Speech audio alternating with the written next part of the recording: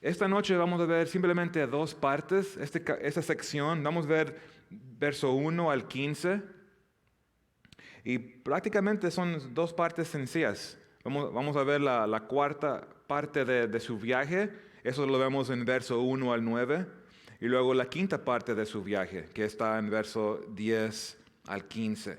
Entonces, dos secciones sencillas y los dos realmente son muy similar. Entonces, vamos a ver la primera sección. Si le gusta tomar notas, es la cuarta parte de su viaje, verso 1 al 9. Y en esta primera sección vamos a ver cuatro cosas. Número 1, vamos a ver quién estaba en el viaje. Bueno, en acuerdo con verso 1 dice que pasaron. ¿Quiénes son? ¿Quiénes son los que están pasando? Bueno, sabemos que es Pablo y Silas y Timoteo, en acuerdo de verso 14. Entonces son tres. Están continuando de Filipos y van rumbo siguiendo la misión. Pero noten aquí hay un cambio de los pronombres. En capítulo 16, verso 12, dice que estábamos en esta ciudad. Estábamos. Entonces, en capítulo 16 sabemos que Lucas estaba ahí con ellos, mientras estaban en Filipo. Pero ahora ya saliendo de Filipos, rumbo a otras ciudades, Lucas ya no está con ellos. Y no sabemos por qué se quedó Lucas en Filipos. La Biblia no lo dice. Lo que sí sabemos es que Lucas ya no está con Pablo y Silas en las últimas dos partes del viaje misionero. Ahora, para ti y para mí, esto también es importante notar este detalle.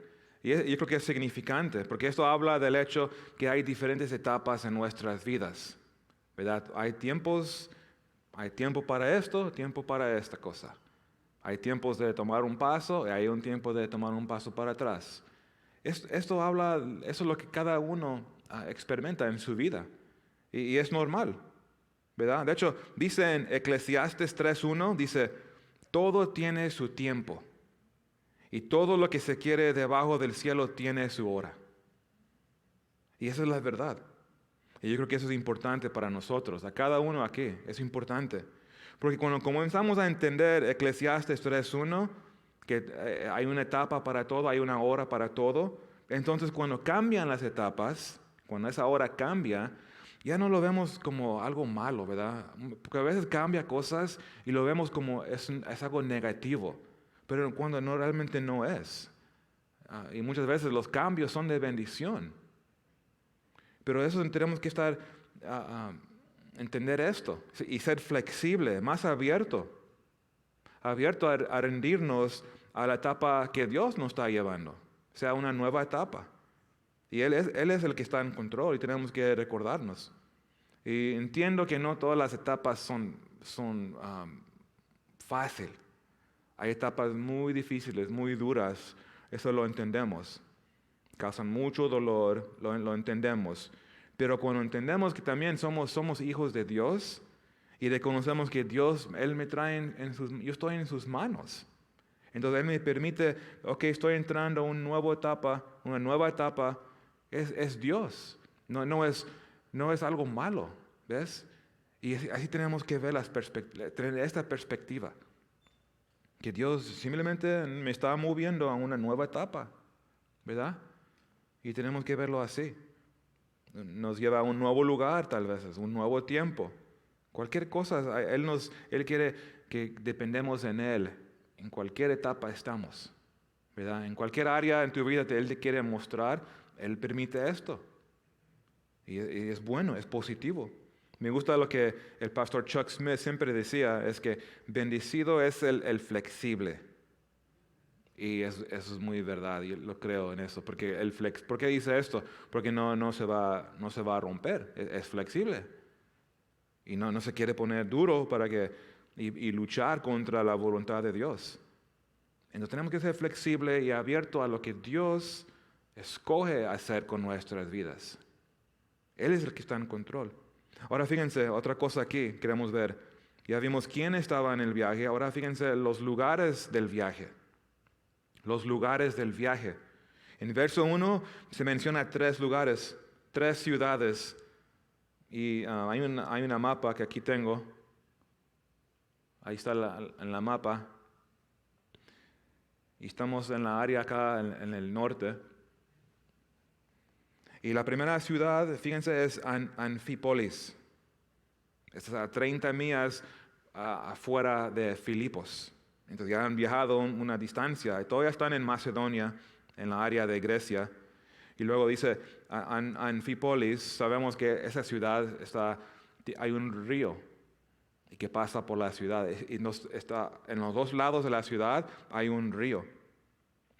Y por eso se llama Anfípolis, porque Anfi significa dos o ambos, y luego polis significa ciudad. Entonces, un anfi, como un anfiteatro, tiene 360 grados, da vuelta, ¿verdad? Entonces, es una ciudad donde está cubierto por un río. Y luego hay otro lugar, otra ciudad, se llama Apolonia, en acuerdo del verso 1. Ahora, Apolonia es otro 30 millas de Anfípolis. Apolonia significa que pertenece a Apolos, o el lugar de Apolos. Y claro, eso es el dios griego, un dios de los griegos. Y hay un tercer lugar aquí que se menciona al final del verso 1, es Tesalónica, otros 30 millas. Entonces están avanzando, es un viaje largo. Tesalónica está en el mar Egeo, es un puerto, de hecho es una área, una ciudad principal, es una ciudad metropolitana. Y aquí es donde Pablo y Timoteo llegan por fin. Y es una área significante. Dice en verso 1, pasando por Anfípolis y Apolonia llegaron a Tesalónica, donde había una sinagoga de los judíos. Y eso nos lleva a la tercera parte de lo que estamos viendo aquí. Número 3, lo que Pablo hizo en el viaje. ¿Qué es lo que hizo Pablo en la cuarta parte de su viaje? Bueno, en acuerdo de versos 2 y 3, hizo dos cosas. Número 1, fue a los judíos. Fue a los judíos. Mira, siguen conmigo en verso 2. Dice, y Pablo, como acostumbraba, fue a ellos, y por 3 días de reposo discutió con ellos. Ahora, ellos obviamente se refiere a los judíos. Fue con ellos. Eso es muy típico de Pablo. Donde quiere que él iba, primero, ¿dónde iba? A la sinagoga. A la sinagoga, para predicar el evangelio de Jesucristo. En otras palabras, fue a su pueblo. Esa es su gente. Él es judío. Fue a los judíos. ¿Y por qué siempre iba primeramente a los judíos? Bueno, él entendía muy bien que el Mesías, el Hijo de Dios, Jesucristo, fue enviado primeramente a la nación de Israel. Dios envió el Mesías a los judíos primero. Y por eso él escribió en Romanos 1:16. Romanos 1:16 dice, porque no me avergüenzo del Evangelio, porque es poder de Dios para salvación a todo aquel que cree, al judío primeramente y también al griego. Entonces el Mesías claramente fue enviado primero para los judíos. Entonces ahí está su corazón, como mencioné, esa es su gente, ese es su pueblo. Tiene un gran corazón para ellos. Él quiere ver toda la nación de Israel, todos los judíos que vengan y conozcan a Jesucristo. Y realmente lo quiere, que eso sea una realidad. Porque fíjense, en Romanos 9:3, miren lo que él dijo. Porque deseara yo mismo ser anátema, separado de Cristo por amor a mis hermanos, los que son mis parientes según la carne. En otras palabras, él dice, yo estoy dispuesto de sacrificarme. ¿Para qué? Para que todos los judíos sean salvos. Entonces, ¿qué corazón tiene Pablo para los perdidos? Y de aquí nosotros podemos recibir este ejemplo. Un corazón para los perdidos. ¿Qué tal tú? ¿Estás listo para decir, ok, yo prefiero ir al infierno para que toda mi familia venga a Cristo? ¿Estás dispuesto a tomar ese paso? Hay mucho silencio, lo entendemos, pero el punto no es eso, no renunciar a Cristo. No, es tu corazón para los perdidos. Eso lo podemos hacer. Podemos seguir a Cristo ¿verdad? Seguir su ejemplo. Y porque podemos estar en esa etapa de, pues yo estoy bien, soy cristiano, estoy creciendo, Dios me está cambiando. Y los demás, pues a ver cómo les va a los demás. Pero no, no es una buena actitud. Y eso ya estamos en una zona de confort, cuando no estamos pensando en los perdidos. Y hay que escuchar esto. Un corazón para los perdidos. Es algo que luchamos, porque tenemos muchas cosas en la vida. Estamos muy ocupados en la vida. Eso pasa. Tenemos que ir a lugares, tenemos que ver personas y tal cosas. Tenemos mucho y lo entendemos. Pero fíjense, en cada aspecto de la vida donde Dios nos tiene, siempre quiere que estemos siempre extendiendo, alcanzando. En cualquier etapa de tu vida. No, nunca, el cristiano nunca está excluido. Ok, pues tú tienes razón, tú no tienes que tener un corazón para los perdidos. No, es siempre, en cualquier circunstancia. Porque tenemos trabajos, vamos y trabajamos para sostenernos, ¿qué no? Pero de eso no se trata la vida. ¿Verdad? Estamos en un trabajo, claro, Dios, Él provee por nosotros, por el trabajo, pero también nos tiene ahí por otro propósito. Es para alcanzar a otros, hablar de Jesús con los compañeros, para hacer luz. Y tenemos que entender esto. Y es muy común, bueno, pastor, mi trabajo de hecho, hay una regla que yo no puedo hablar de mi fe. Y eso también pasa. Eso pasa.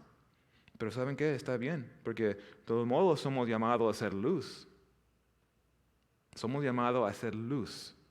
Entonces tu actitud, eso no es una excusa. Ok, pues yo no puedo hablar de Cristo, entonces no tengo que reflejar a Cristo. No es cierto. Porque tú puedes reflejarlo, ser luz, ser un ejemplo.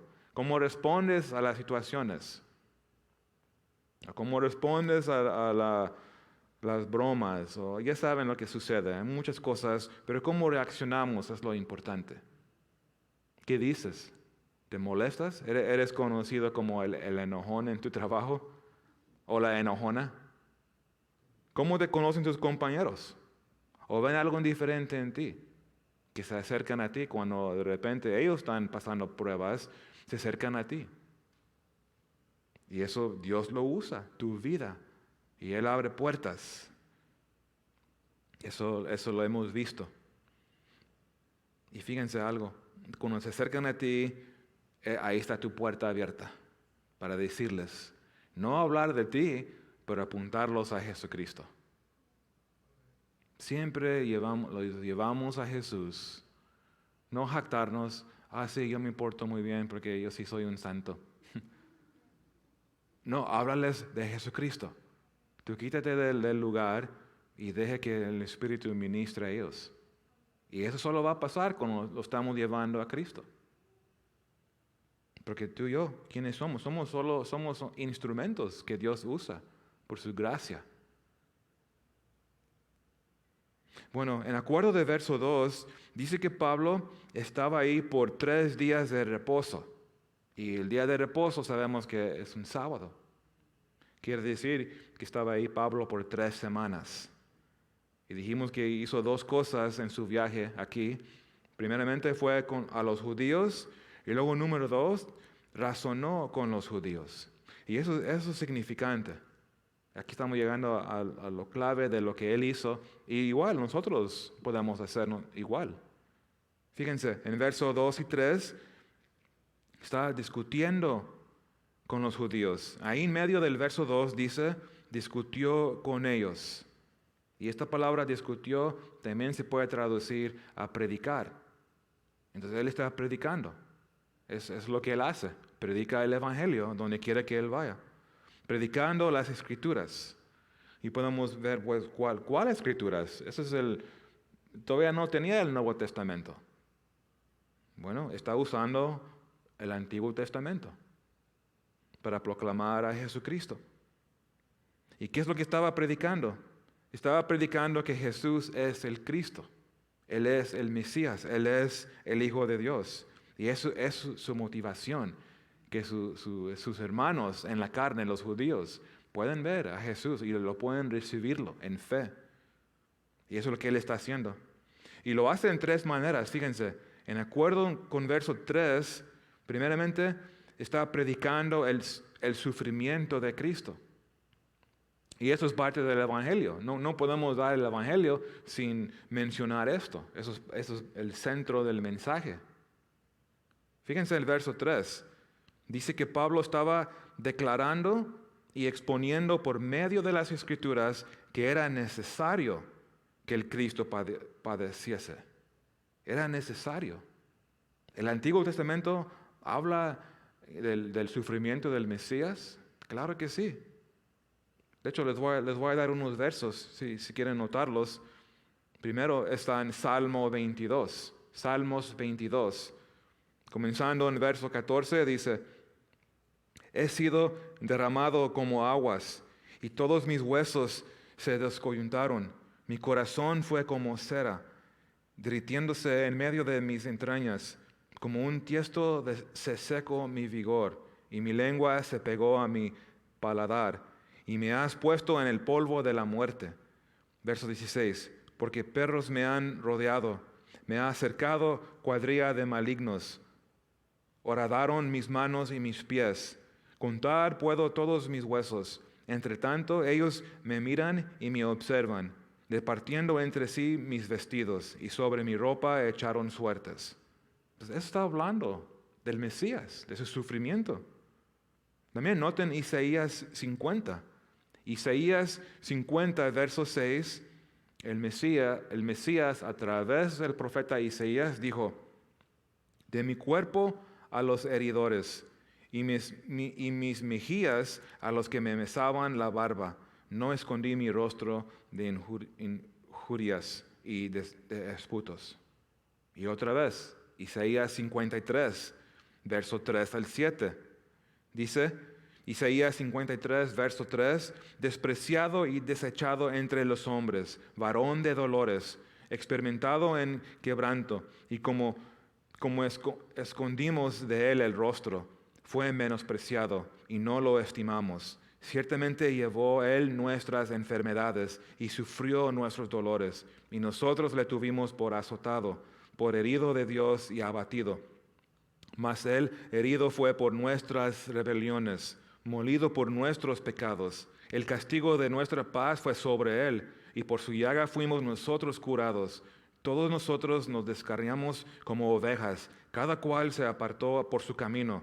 Mas Jehová cargó en él el pecado de todos nosotros.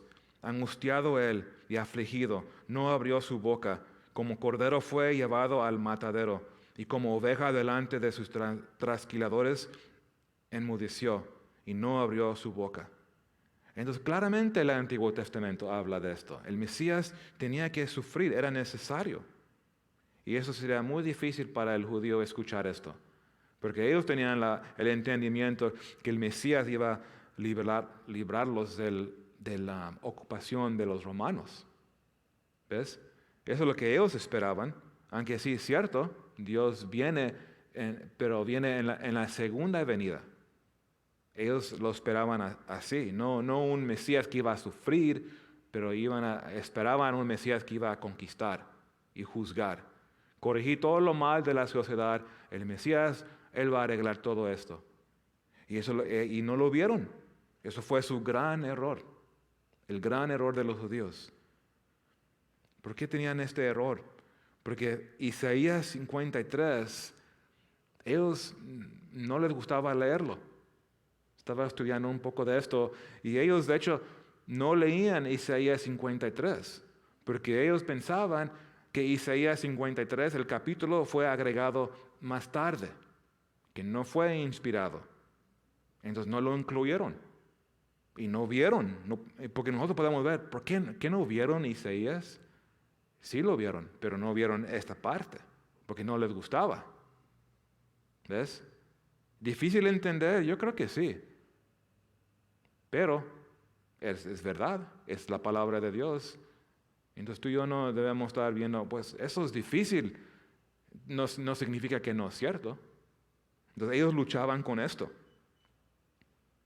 Más tarde, de hecho fue el año 1947, ¿cómo se llama el lugar? Qumran. Hay una foto de una cueva donde encontraron unos rollos. De hecho fue un pastor beduino que aventó una piedra en una cueva y escuchó algo que se rompió.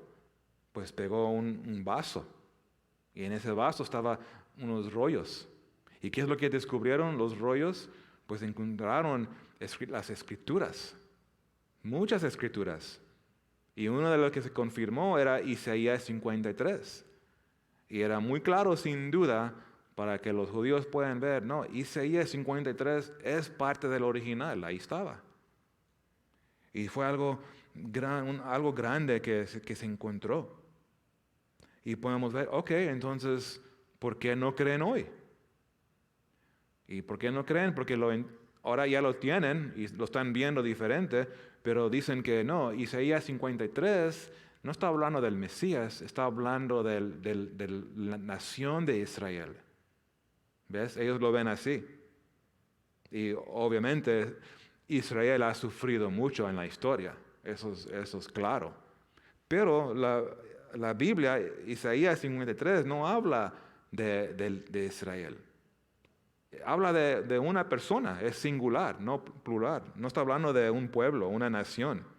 Solo tienes que ver los pronombres. Está hablando de una persona y está hablando de Jesús, el Mesías, que claramente va a sufrir. Y eso es parte del Evangelio. Tenía que ir a la cruz. Y por eso predicamos la cruz, Cristo crucificado. Y luego fíjense la segunda parte de su discusión, de su presentación a los judíos. Dice que estaba predicando la muerte de Cristo, la muerte del Mesías, en acuerdo con verso 3. ¿El Mesías va a morir en acuerdo de las Escrituras? Claro que sí, sin duda. También les doy otra referencia, Isaías 53:8. No solo sufrió el Mesías, pero también murió. Dice Isaías 53:8 que fue cortado de la tierra de los vivientes, hablando del Mesías. Verso 12, ahí mismo en Isaías 53, dice, derramó su vida hasta la muerte. Murió. Noten Daniel capítulo 9, verso 26. Dice, se quitará la vida al Mesías. Entonces, todo esto fue escrito ya. Y entendemos, la iglesia entendemos la razón y propósito de la muerte del Mesías. Es a través de su muerte en la cruz del Calvario que nosotros tenemos el perdón del pecado. Y eso lo entendemos. Que podemos ser perdonados a través de la sangre que Él derramó en la cruz.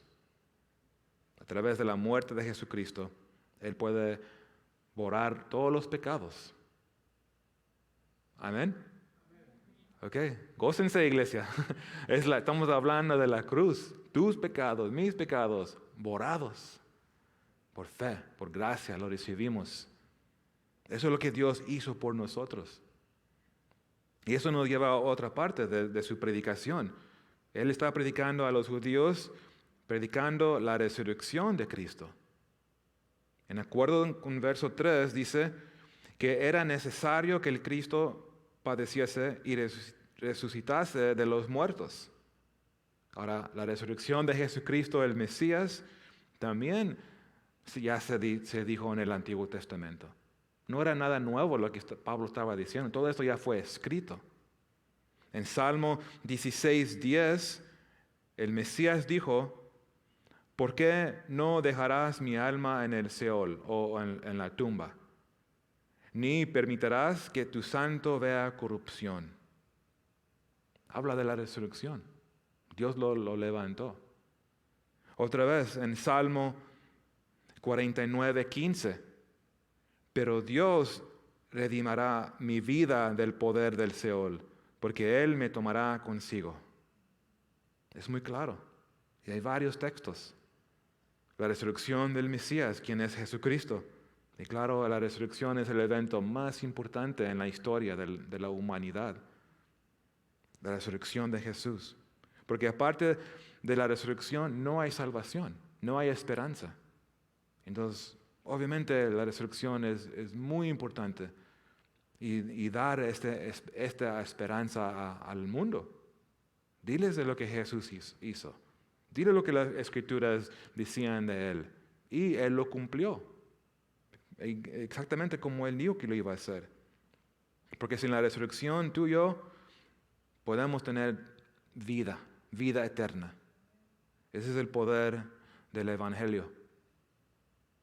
Y en acuerdo con Romanos capítulo 4, verso 25 dice, el cual fue entregado por nuestras transgresiones y resucitado para nuestra justificación.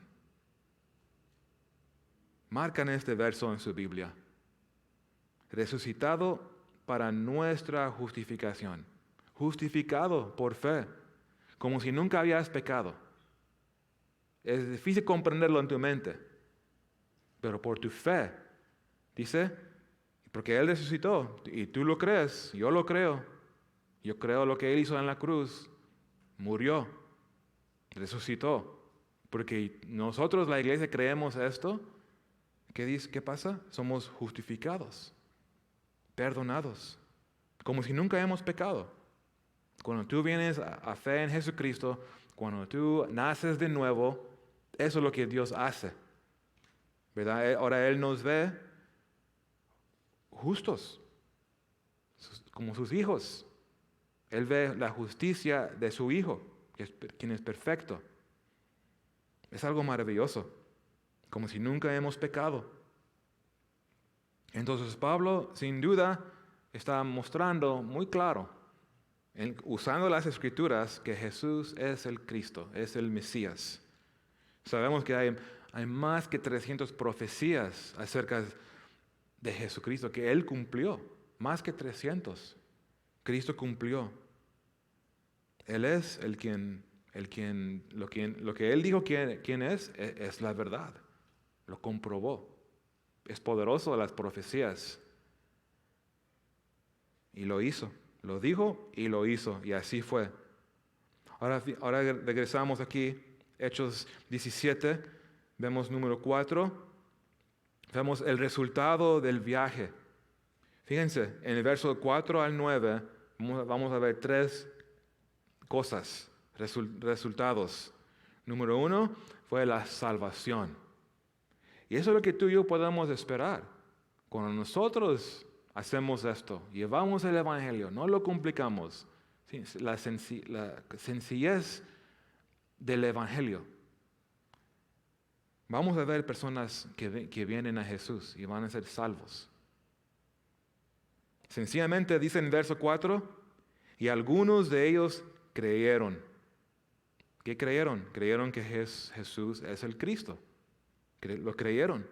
Y se juntaron con Pablo y con Silas, y de los griegos piadosos gran número, y mujeres nobles no pocas.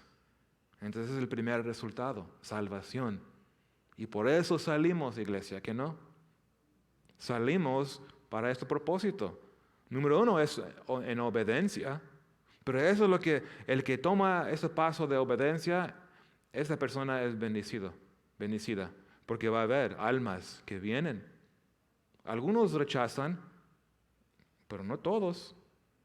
Dios quiere salvar. Y yo creo que eso es importante. Dice que había un gran número que creyeron en Jesús. Y eso es importante, porque ahí están en Tesalónica, pero noten esto, no fue por el resultado de una hablar muy elocuente, con gran palabras. No era eso, era el mensaje.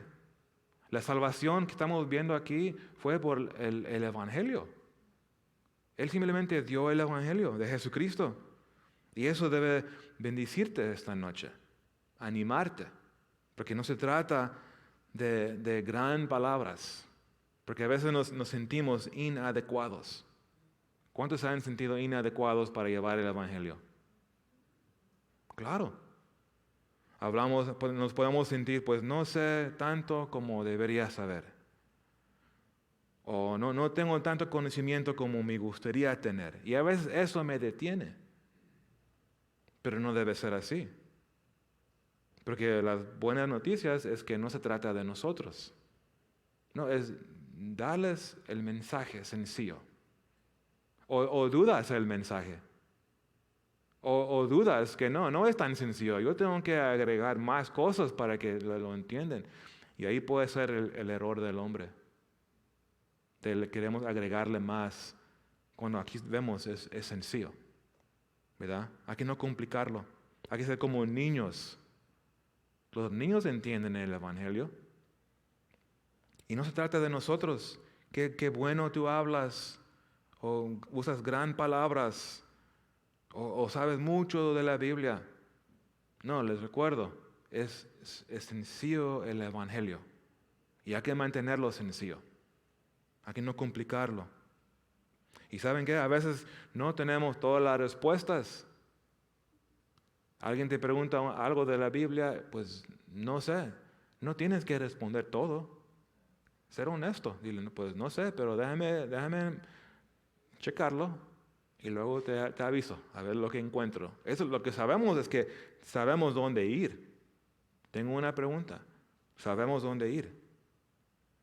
Y eso es la verdad. No tengan miedo, familia, de compartir tu fe. No tengan miedo. No tengan esa duda. No, es sencillo.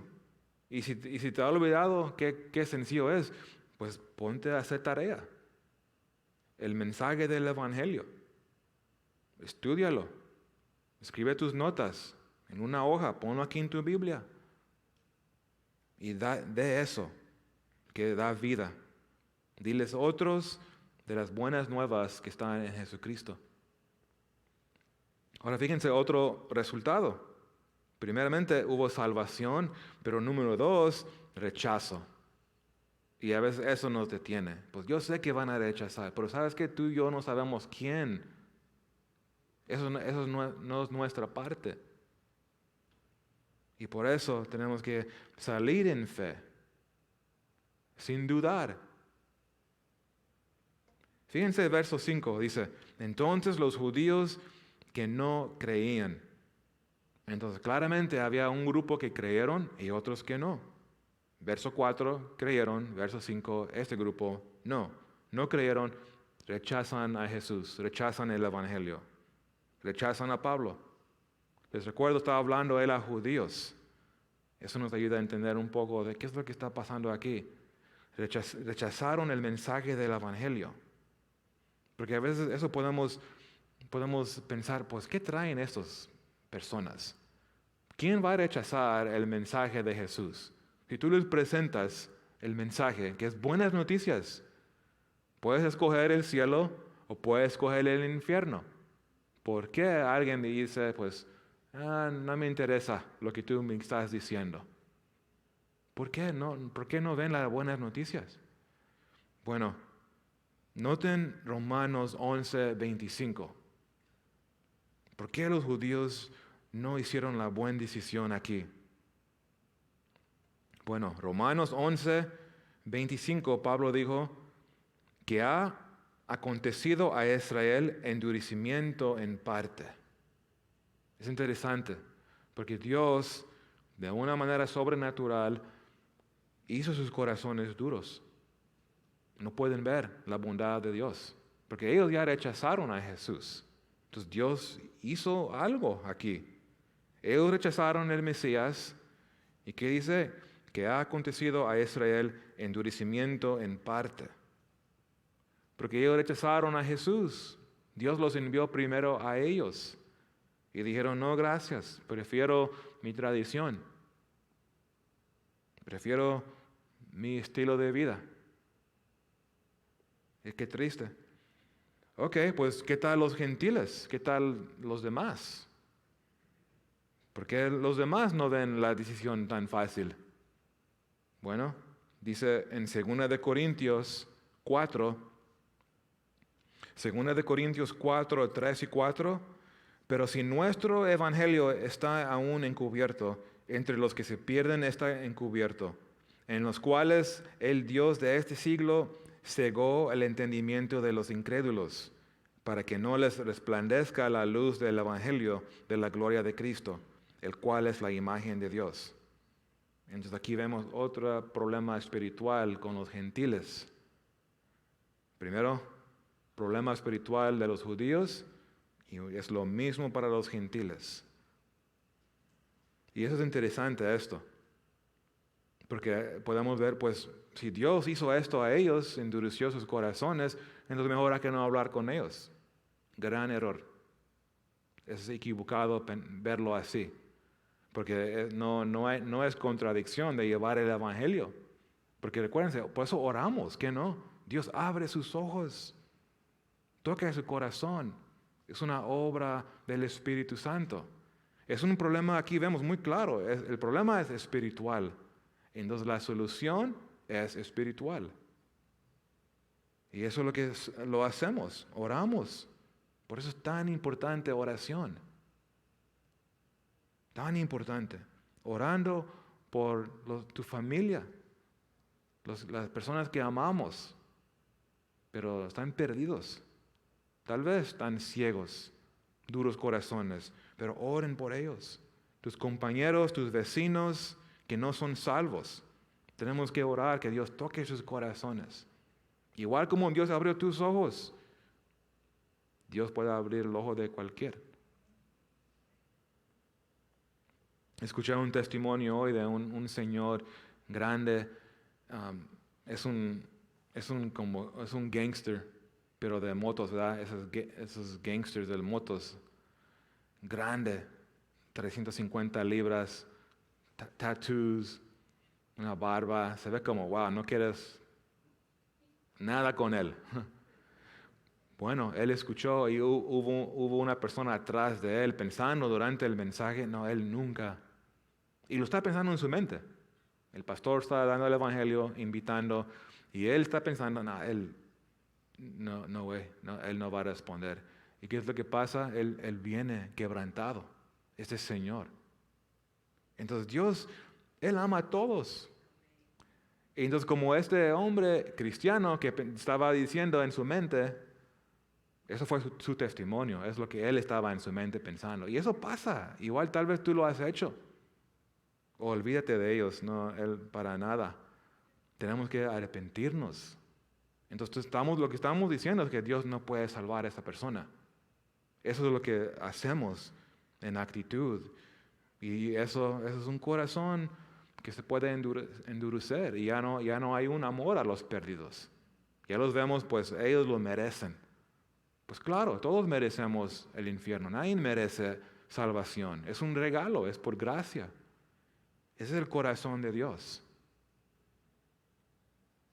Ahora fíjense otro resultado. Es la envidia, los celos. En verso 5 dice, teniendo celos, tomaron consigo a algunos ociosos, hombres malos, y juntando una turba, alborotaron la ciudad, y asaltando la casa de Jasón, procuraban sacarlos al pueblo, pero no hallándolos, trajeron a Jasón y a algunos hermanos ante las autoridades de la ciudad, gritando, estos que trastornan el mundo entero también han venido acá, a los cuales Jasón ha recibido. Y todos estos contravienen los decretos de César, diciendo que hay otro rey, Jesús. Y alborotaron al pueblo y a las autoridades de la ciudad, oyendo estas cosas, pero obtenida fianza de Jasón y de los demás, los soltaron. Noten las cargas contra Pablo. Estos que trastornan el mundo entero. Eso no es correcto, porque este mundo ya está muy mal.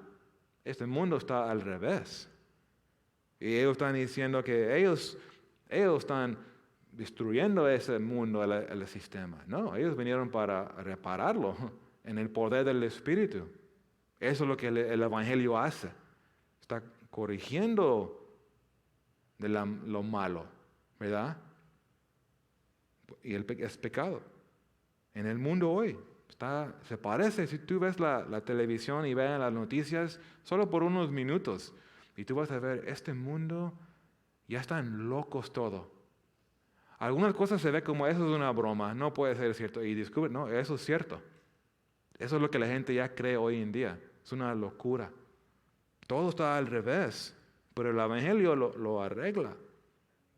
Y eso me anima a mí, porque estos que trastornan el mundo entero, y eso debe ser nosotros. Esto está hablando de un impacto en tu comunidad. Están haciendo cambios ellos. Hay cambio en sus vidas, pero están viviendo de tal manera que están impactando a otras cosas. Comienza con nuestra vida. Estaba al revés y Dios me está arreglando, ¿qué no? Nos está arreglando. Pero eso fluye e impacta a otros y les molesta, y por eso hay un rechazo y hay celos. El incrédulo no le gusta lo que Dios está haciendo en tu vida, pero no te desanimes. Es bueno, es puro. Bendice a Dios en tu obediencia, en tu caminar con Cristo. El mundo nunca lo va a entender porque es al revés. Y eso es lo que es la iglesia, qué testimonio. Trastornan el mundo entero, qué impacto. Entonces lo están cargando en verso 7. Y todos estos contravienen los decretos de César, diciendo que hay otro rey, Jesús. Se están quejando. Están cambiando nuestro mundo. Y dice que vienen contra Roma. Quieren traer un pleito contra ellos. Contra Roma trae un castigo fuerte, la muerte. Ellos lo están acusando. Y yo creo que el punto aquí es sencillo. Predicando el Evangelio de Jesucristo, tú vas a descubrir diferentes respuestas. La gente va a reaccionar muy diferente, no siempre es igual. Pero eso es parte de ser cristiano. Vas a ver unos que vienen a Cristo en fe, son salvos. Van a venir otros rechazando, tal vez amable, pero también va a haber celos. Va a haber personas que van a buscar cómo manipular, cómo dañar tu vida. Y muchas veces no es abiertamente, muchas veces es escondido. Entonces hay que ser sabios. Por eso, orar, tu trabajo. Te quieren que tú no avances o te acusan, quieren que tú te veas mal, ridículo. Pero no tengan miedo de esto. Esto es lo que la iglesia ha sufrido por 2000 años. Y tú y yo no somos excepción. Entonces tú y yo no tenemos que estar preocupados con el resultado. Eso no es nuestra parte. A veces nos enfocamos mucho en el resultado. Pero yo no creo que esa es la perspectiva correcta. Tú y yo somos llamados de llevar el Evangelio, ser testigos de Jesucristo. Eso es nuestro llamado. El resultado, pues eso tú y yo no tenemos control del resultado. Entonces hay que ser fiel. Las personas tienen que decidir. Y por eso se presenta el Evangelio claro, para que puedan responder. Bueno, eso nos lleva a otra parte. La segunda parte, aquí es la quinta parte del viaje, versos 10 al 15. Y aquí solo vamos a mencionar 3 cosas. Y es muy similar, pero hay que verlo más rápido. Número 1, noten el lugar del viaje. En verso 10 dice, inmediatamente los hermanos enviaron de noche a Pablo y a Silas hasta Berea. Berea significa bien regado. Otro 45 millas fuera de Tesalónica. Y ahora es la nueva lugar del viaje, sencillamente. Ahora fíjense otra cosa, lo que Pablo hizo en el viaje, de esta parte del viaje. Versos 10 y 11, hizo lo que siempre hace. Fíjense, en el medio de verso 10, y ellos, habiendo llegado, entraron en la sinagoga de los judíos. Y eso me impactó, porque lo podemos ver, pues Pablo siempre hace esto. Pero lo que me impactó es, ¿por qué lo hace otra vez? Si el resultado siempre es muy similar, ¿por qué va a la sinagoga otra vez? ¿Cómo sufrió en Filipos, Tesalónica, donde quiera que él va? Hay gran conflicto. Unos lugares lo golpearon, ¿verdad? En cárcel. ¿Cómo sufrió para el Evangelio? Apiedrado.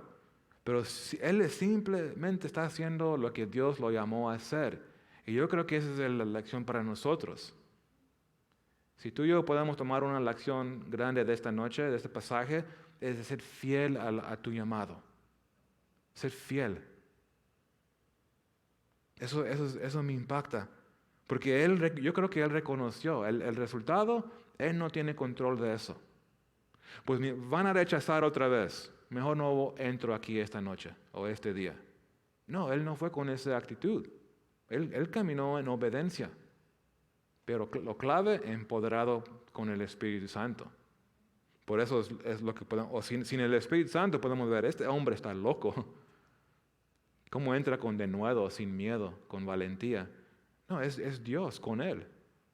Y el resultado, pues Dios lo sabe. Hay que no tomar decisiones dependiendo en el resultado. ¿Verdad? A veces podemos ver, no, esto fue un fracaso, esto fue exitoso, entonces ya no voy a hacer lo que yo pienso que fue un fracaso. Cuando alguien no recibe a Cristo, ¿fue un fracaso lo que tú hiciste? Póngase a pensar. Fuiste a un pueblo, llevaste el Evangelio, te rechazaron. ¿Fue un fracaso? No. Pero la emoción nos dice, tal vez hasta lo lógico, pues no fue exitoso. Y te preguntan, ¿cuántos fueron salvos? Nadie. Oh, él es un failure, él no sabe nada. No fue un fracaso. Tú fuiste fiel. Y eso nos está animando Dios en su palabra. Tú seas fiel con tu parte. Dile al mundo de Jesucristo. No te preocupes del resultado. Eso no es caminar por fe. Fracaso, exitoso, eso no es nuestro rol, ¿verdad?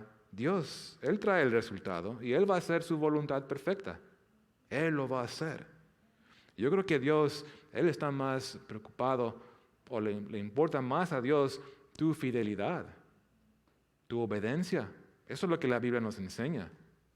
Sean obedientes, sean sus testigos, dependen en el Espíritu. No lo hagan en tu fuerza, hazlo en el Espíritu para poder tener esta perspectiva. Y creo que muchas veces fallamos en esto como iglesia. Y no estoy hablando de nuestra iglesia, pero en general, cada uno puede caer en este error. Pues no vi resultado, entonces ya no lo voy a hacer eso. Cuando no creo que eso es como lo debemos ver.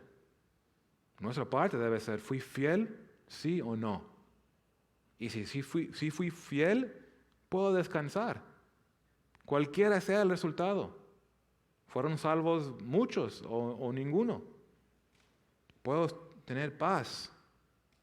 Porque hice lo que Dios me llamó a hacer. Y luego fíjense, ¿qué hizo Pablo? Bueno, constantemente está predicando la palabra de Dios. En acuerdo con el verso 13 en medio, eso es exactamente lo que él hizo en Berea. Dice, de hecho el verso 11 dice, y estos eran más nobles que los que estaban en Tesalónica. Nobles, eran más nobles. Quiere decir que estaban más abiertos. No tenían prejuicios. Los judíos tenían prejuicios. Ellos ya tienen una decisión, ya está determinada su decisión.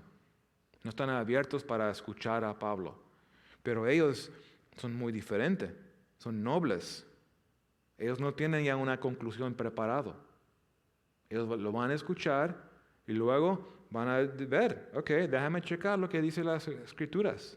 a ver si es cierto lo que tú dices. Y por ese corazón, esa actitud, vinieron. Dice que recibieron la palabra con toda solicitud, escudriñando cada día las Escrituras para ver si estas cosas eran así. Entonces, porque estaban abiertos, no tenían prejuicios, estaban recibiendo la palabra. Y estaban investigando. Oh, ok, eso es lo que él dijo. Que Cristo iba a sufrir, iba a dar su vida. Y Dios lo iba a levantar. Así es, eso está escrito, lo estoy viendo. Y determinaron que no, Él está diciendo la verdad. Y eso es muy importante esto. Para nosotros, no creen al hombre. Cada cristiano debe ser un estudiante. Tú míralo. Tú mira lo que dice la Escritura. Para que tú propiamente lo puedes ver con tus ojos. Y Dios nos da un cerebro para meditar en la palabra. Para ver si esto es cierto. Eso es una buena lección para nosotros.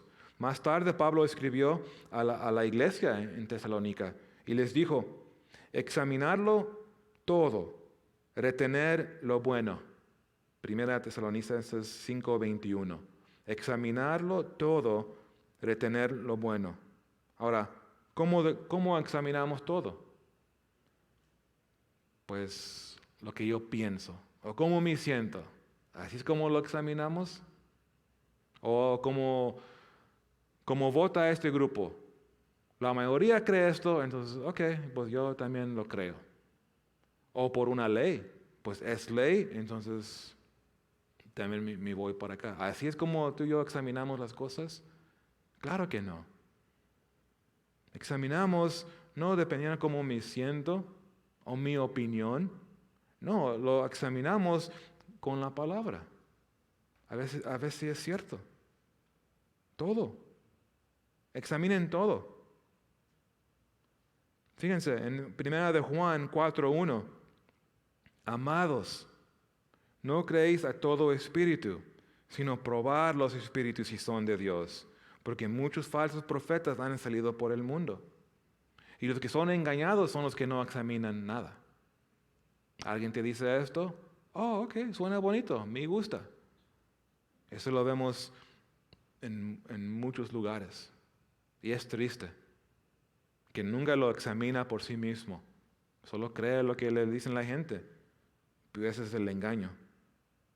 Ahora fíjense, número 3, el resultado del viaje de esta quinta parte. El resultado, número 1, es muy típico.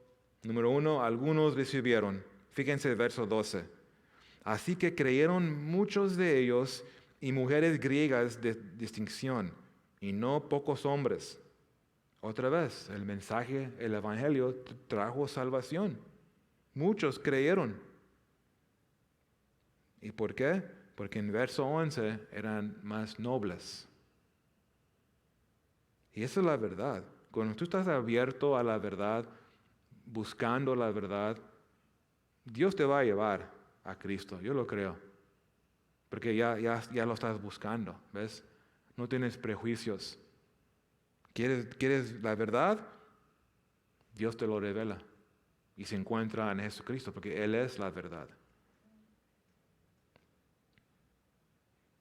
De hecho, noten Juan 17:17. Dice, santifícalos en tu verdad. Tu palabra es verdad.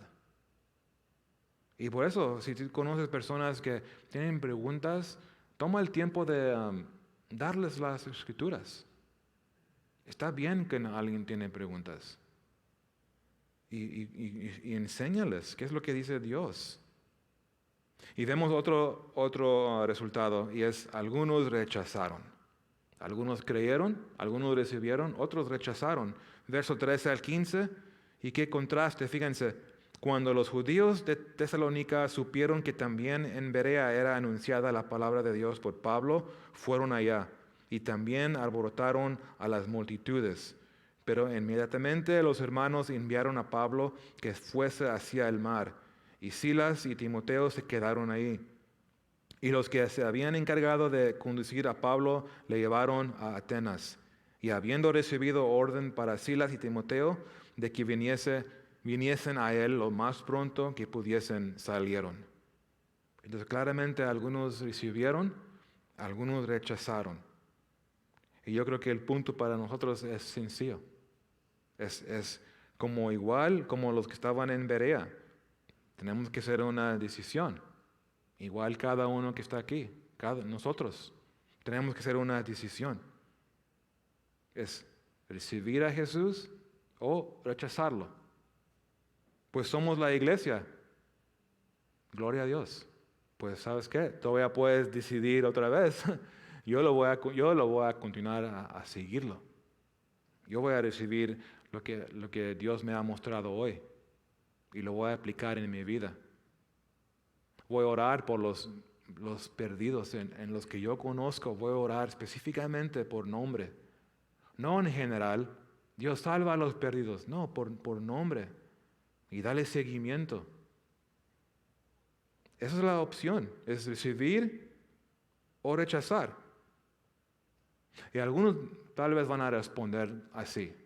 No, pues yo no ha tomado tan paso de rechazar a Jesús, o yo nunca lo he rechazado.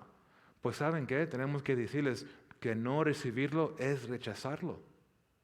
Si tú presentas el Evangelio y tienen la opción de decidir no recibirlo, es rechazarlo. Y al mundo no le gusta esto. Pero la Biblia es muy claro.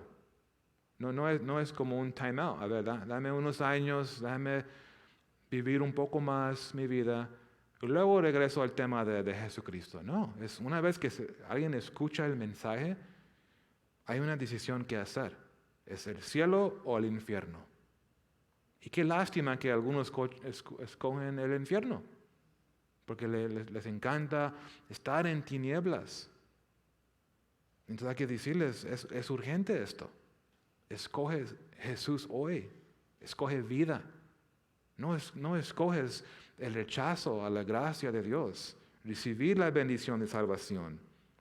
Entonces esa es la pregunta, ¿dónde quieres estar por la eternidad? Esa es la gran pregunta, ¿que no? Nos vamos a orar, y mientras yo estoy orando, creo que será bueno de cada uno rendir cuentas con Dios. Lo que Él ha ministrado a ti, si hay un dolor en tu corazón, dárselo al Señor hoy. Él te conoce y te ama. Tenemos un buen pastor, tenemos un buen padre y Él cuida de sus hijos. Entonces hay que ser honesto con Él, no esconder nada delante de Él y confesar. Si tenemos que arrepentirnos, háganlo ahorita.